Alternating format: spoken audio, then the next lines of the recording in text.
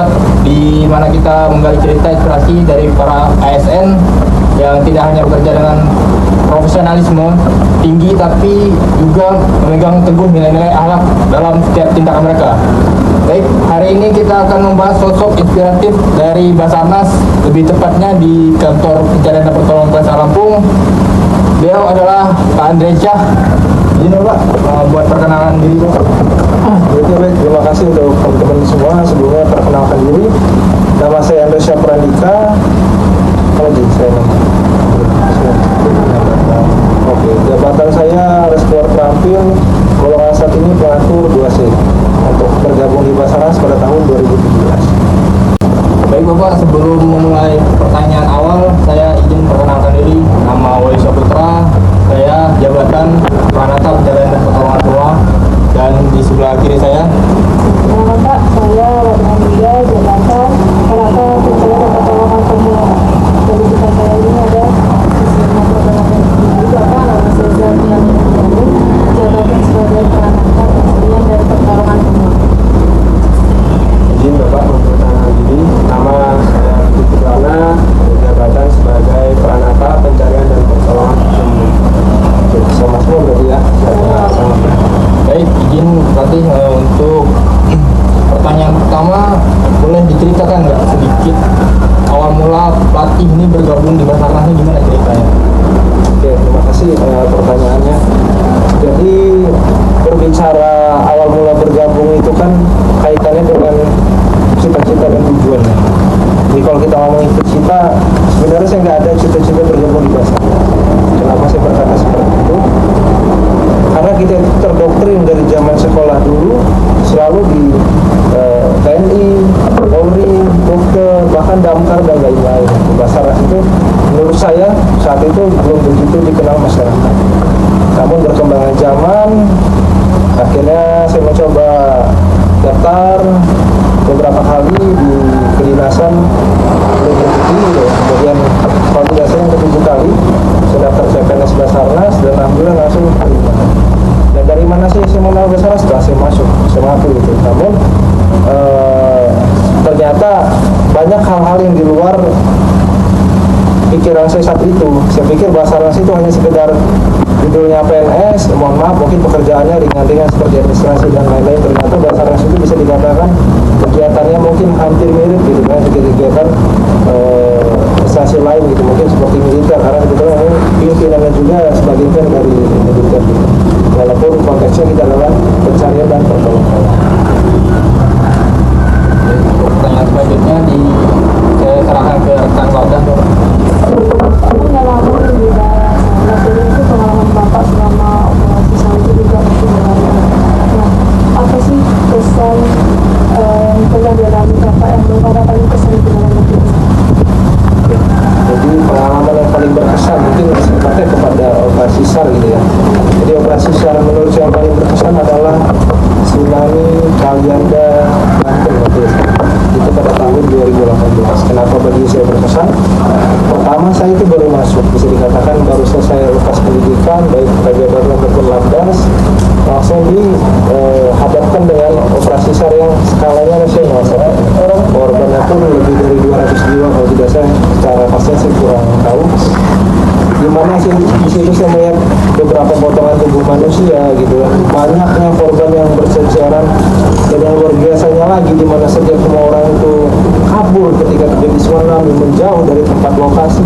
Basarnas justru datang di saat itu, dan Basarnas menunjukkan dedikasinya sebagai bentuk perpanjangan tangan dari pemerintah yang bertanggung jawab pencarian dan pertolongan. Bapak dari cerita yang sudah pelatih sampaikan tadi itu salah satu penerapan nilai ASN berakhlak terorientasi pada pelayanan. Selain yang nilai yang sudah pelatih jelaskan tadi, ada nggak sih pelatih contoh nilai lain dari ASN berakhlak yang sudah terapkan di aktivitas sehari-hari ya? Ya sehari-hari itu yang paling sering saya rasakan dan ini mungkin cukup berkesan bagi saya pribadi, nilai akuntabel. Kenapa saya mengatakan itu? Akuntabel itu seperti ini, kita kerja itu kalau diperhatikan pimpinan biasanya kerjanya baik, bagus, maksimal. Namun kalau kita tidak diperhatikan pimpinan, kerja kita mungkin kadang setengah-setengah atau tidak maksimal. Nah, saya juga menerapkan ketika saya diberikan tugas sama pimpinan, walaupun itu sifatnya adalah tugas tambahan, bukan tugas utama saya sebagai respon, saya selalu melaksanakan dengan sepenuh hati dan berusaha untuk hasilnya maksimal. Karena bagi saya mengerjakan itu setengah-setengah tetap saya kerjakan, dan saya mengerjakan itu dengan maksimal pun tetap saya kerjakan, sehingga saya berpegang teguh bahwa setiap kerjaan semaksimal mungkin harus saya lakukan dengan maksimal. Ya, walaupun bisa minimal buat bisa membuat bangga diri sendiri, walaupun belum tentu di luar sana orang puas dengan kerja tersebut.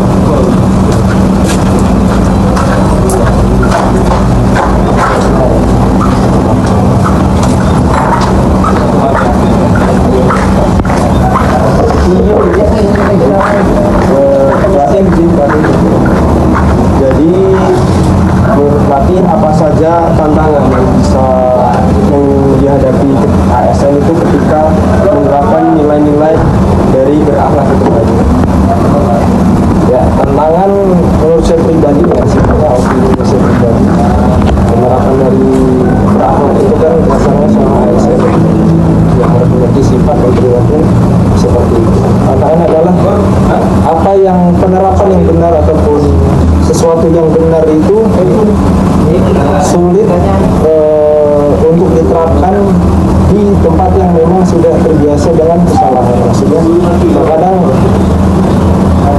ketika teman-teman ini mau menjalankan yang sesungguhnya sesuai aturan dan benar, itu terkadang memang harus bertentangan dengan hal-hal yang sudah menjadi kebiasaan yang dianggap itu benar.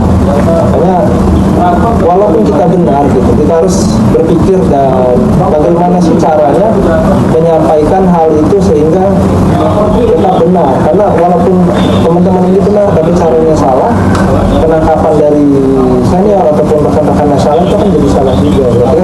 Bagaimana cara pendekatannya, apa yang kita bisa menyampaikannya dan lain-lain, sehingga senior ataupun teman-teman bisa lebih menerima gitu. Berubah sedikit demi sedikit kebiasaan yang mungkin sebelumnya kurang tepat. Apa sih harapan Wati untuk kami CPNS ke depannya untuk dalam mengimplementasikan nilai berakhlak ini? Harapannya ya harapannya mungkin secara umum saya akan bilang 3 hal aja. Pertama, pelajari lingkungan tempat teman-teman semua ini bekerja. Lingkungannya seperti apa? Karena setiap daerah, kultur, budaya semuanya itu kan berbeda. Oleh teman-teman saya yakin nggak semuanya dari orang Lampung gitu kan, dari provinsi Lampung gitu ya. Dari campur aduk tadi sehingga pemikirannya berbeda, cara pandang berbeda, masyarakat dengan pendidikan yang berbeda, dan itu harus dipelajari. Intinya di setiap tempat teman-teman itu berdiri, tinggal, dipelajari kultur budaya.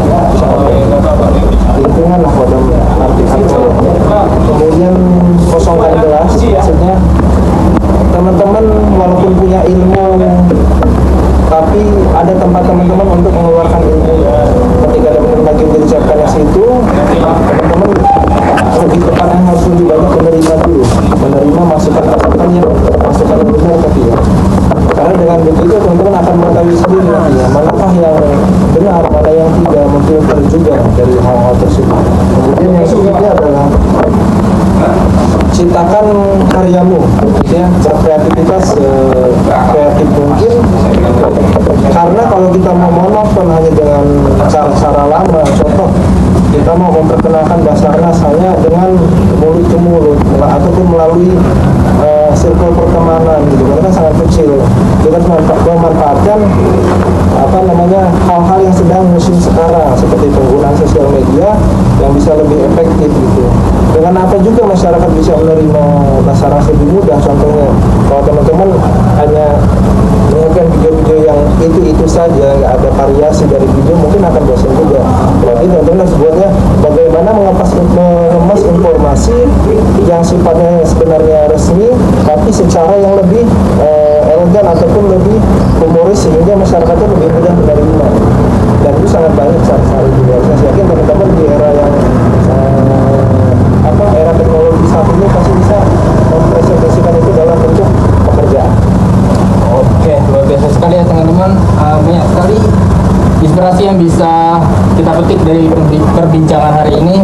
Baik, pelatih terima kasih banyak atas waktunya. Semoga pesan dan semangat yang dibagikan bisa jadi motivasi bagi kita semua, khususnya kami para CPNS Basarnas.